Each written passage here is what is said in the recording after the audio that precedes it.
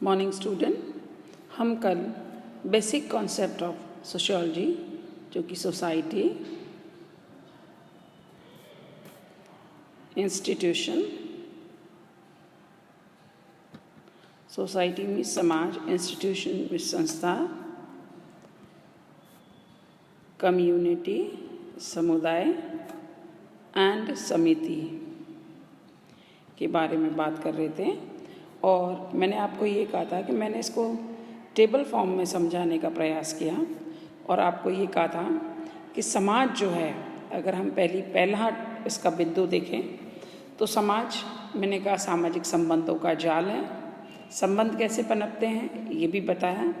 समुदाय संबंधों का जाल नहीं है, ये लोगों का है, एक व्यक्तियों का समूह है। संस्था जो है, इंस्टीट्यूशन जो है वो नियमों और कार्यप्रणाली और विधि मीन्स किसी भी ऑब्जेक्टिव को पाने के लिए जो रूल्स रेगुलेशन और जो वर्किंग सिस्टम होता है, मेथड होता है, उससे संबंधित है। और समिति जो है ये भी व्यक्तियों का समूह है। ये क्या है? व्यक्तियों का समूह है। तो मतलब क्या हुआ, इसका तात्पर्य क्या हुआ? समिति और समुदाय ये दोनों व्यक्तियों के समूह हैं और संस्था और समाज संबंधों का है जाल है। और ये कार्य प्रणाली, कार्य मतलब कोई काम, जैसे सपोज अब मैं अगर आपको कहूँ चाय बनानी है तो चाय की विधि क्या है, मेथड क्या है ना? तो वैसे ही जो कार्य प्रणाली है, फंक्शनिंग जो मेथड है, उस मेथड की एक सिस्टम है जिसकी वजह से समाज में, वैसे मैं अगर एग्जांपल दूँ तो हमारे यहाँ परिवार और विवाह बहुत इम्पोर्टेंट इंस्टीट्यूशन है। तो विवाह का कल मैंने आपको बताया था, परिवार का भी, जैसे परिवार का क्या कार्य होता है, परिवार का बायोलॉजिकल वर्क भी होता है, क्योंकि व्यक्ति को परिवार क्यों चाहिए? बायोलॉजिकल पॉइंट ऑफ व्यू से, फिजिकल पॉइंट ऑफ व्यू से, सोशल, इकोनॉमिक, पॉलिटिकल, सिक्योरिटी, है ना? इस सब पॉइंट ऑफ व्यू से जो है परिवार की आवश्यकता होती है। और मैरिज के जैसे मैंने कल आपको 3 उद्देश्य बताए थे, धर्म, प्रजा और रति। तो ये उद्देश्यों को पाने के लिए हम विवाह जो है, हमारे यहाँ 16 संस्कारों में से एक संस्कार विवाह भी है। तो विवाह किस प्रकार से होता है, इसकी भी एक विधि होती है। और विवाह क्या काम करता है, ये एक उद्देश्य को ध्यान में रखते हुए विवाह किया जाता है ना? क्योंकि मैंने आपको 3 उद्देश्य बताए, धर्म, प्रजा और रति। इन उद्देश्य की पूर्ति के लिए इस संस्था का जो है यूज़ होता है। तो ये जो है, चूँकि मेथड है, फंक्शनिंग है, आपको दिखेगी नहीं। ये भी जो है संबंध है। अब जैसे मैंने कल आपको बताया, कोई किससे कितनी ईर्ष्या रखेगा, कितनी घृणा करेगा, कितना घनिष्ठ संबंध है, आप उसको देख नहीं सकते हो। तो जब हम इन दोनों चीज़ों को देख नहीं सकते हैं तो इसका मतलब क्या है कि ये दोनों अमूर्त है। अमूर्त जिसका कोई रूप नहीं हो, जिसकी कोई शक्ल नहीं हो। और इन दोनों का जो है समुदाय समिति की बात करें तो इनको हम देख सकते हैं, है ना? तो समाज और संस्था अमूर्त है, समुदाय और समिति जो है वह मूर्त है। फिर हम बात करते हैं कि इसके नेचर को, जो कि मैंने नीचे लिखा है, संबंधों का जाल। इसलिए क्या हुआ, ये अमूर्त हुआ, ये क्या हुआ, मूर्त हुआ। सामाजिक संस्था नियमों, कार्यप्रणाली आदि की व्यवस्था है जिसे हम देख नहीं सकते हैं, इसलिए यह भी क्या हुई, अमूर्त हुई। समिति को व्यक्तियों के समूह के रूप में देखा जा सकता है, इसलिए ये क्या हुआ, मूर्त हुआ। मूर्त मतलब जिसको हम देख सकते हैं। अब बात करते हैं हम 3rd पॉइंट की, जो कि समाज के लिए निश्चित क्षेत्र का होना आवश्यक नहीं है। You can have your relation across the boundaries also, there is no, आप ऐसा कोई एरिया नहीं है। सपोज अब भारतीय हैं, अगर विदेशों में रह रहे हैं, आपके संपर्क उतने ही हैं, तो हम ये कहेंगे क्या कि वो बाहर रह रहे हैं इसलिए हमारे से उनसे कोई संबंध नहीं है ना? क्योंकि एक टेरिटरी के बाहर है, ज़रूरी नहीं है आपसे उसके हमेशा, क्योंकि मैंने आपको जब संबंध बताए थे कि संबंध कैसे पनपते हैं, जब मैंने आपको कहा था कि 2 या 2 से अधिक व्यक्तियों का होना, डायरेक्ट इनडायरेक्ट, तो आपसे जो है इनडायरेक्ट संबंध भी हो सकता है। तो कोई निश्चित क्षेत्र का नहीं होना, समाज विशेष के संबंध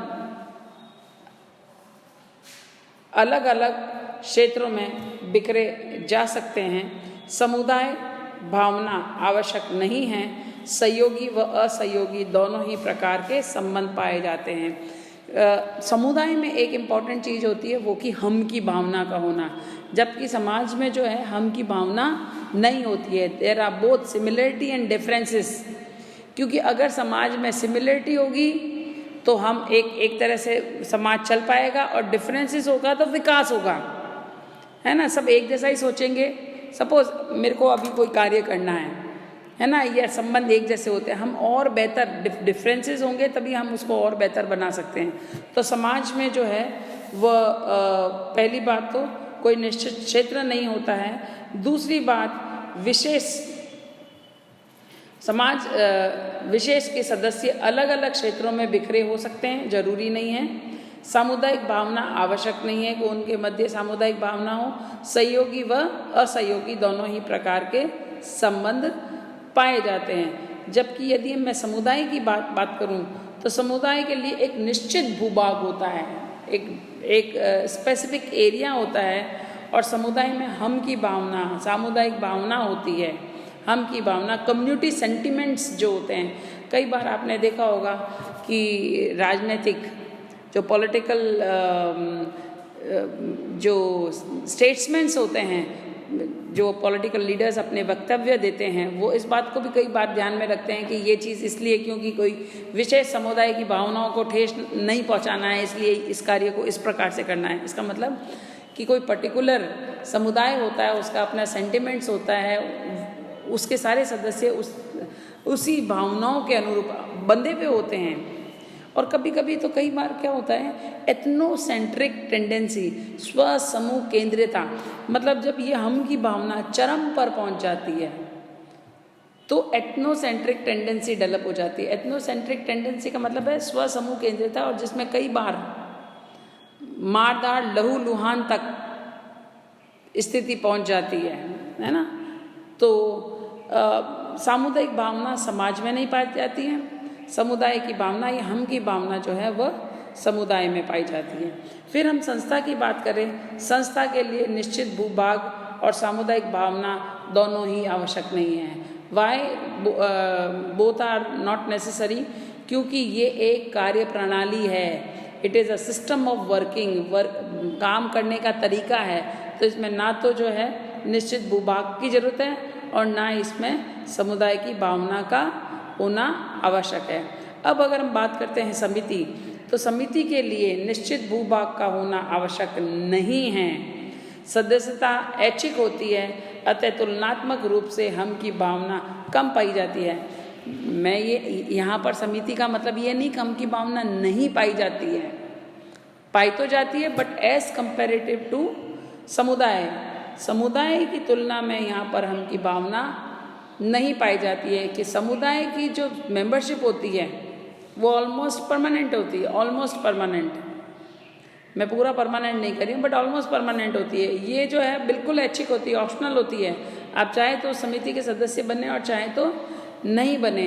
और जब ऐसी स्थिति होती है तो ऑब्वियस है हम की भावना, आपको लगा कि ये जो है ये मेरे इंटरेस्ट का नहीं है, या मैं मेरे उद्देश्य इस समिति के माध्यम से पूरे नहीं हो पा रहे हैं, तो आप उसकी सदस्यता छोड़ सकते हो। और जब सदस्यता छोड़ सकते हो, जब इसके नेचर परमानेंट नहीं होता है, तो ऑब्वियस है जो है हम की भावना इसमें नहीं पाई जाती है। तो अगर हम इस चारों का तुलनात्मक रूप से अगर देखें तो समिति और समुदाय दोनों में हम की भावना होती है, डिफरेंस इतना होता है, इसमें कम होता है और इसमें ज़्यादा होता है। संस्था और समाज में हम की भावना नहीं पाई जाती है और निश्चित भूभाग की कोई आवश्यकता नहीं होती है। हालांकि समाज में कंपैरेटिवली कई बार जो है मैं विशेष समाज की बात करूं, अ सोसाइटी की बात करूं, एक समाज की बात करूं, तो वहाँ उनकी भावना, वो मैं आपको नेक्स्ट क्लास में the difference between a society and a society में उसको हम डिस्कस करेंगे। फिर चौथा पॉइंट जो है वह है समाज व्यापक है। एक समाज में कई समुदाय, संस्थाएं व समितियां हो सकती है। इसका जो एरिया है ना, वो बहुत बड़ा है, व्यापक है। और एक समाज के अंदर कई सारे समुदाय आते हैं, कई सारी समितियां आती हैं। समुदाय समाज का एक भाग है। It is a part of a society. Community क्या है? पार्ट है सोसाइटी की। एक समुदाय में एक से अधिक समाज नहीं हो सकते हैं। एक समाज में बहुत सारे समुदाय हो सकते हैं। एक समाज में बहुत सारे समुदाय के लोग रह सकते हैं, मगर एक समुदाय में बहुत सारे समाज के लोग नहीं हो सकते हैं। संस्थाएं व समितियां हो सकती हैं। समुदाय साध्य हैं, साधन नहीं। It means it is an and, it is not an mean. अर्थात सामान्य जीवन का क्षेत्र है, किसी विशिष्ट उद्देश्य की पूर्ति का माध्यम नहीं। क्यों? कि जैसे आपने देखा होगा, ये तो किसी विशिष्ट संस्था जो होती है किसी विशिष्ट उद्देश्य की पूर्ति के लिए बनाया होता है, बट समुदाय नहीं, ऐसा नहीं होता है।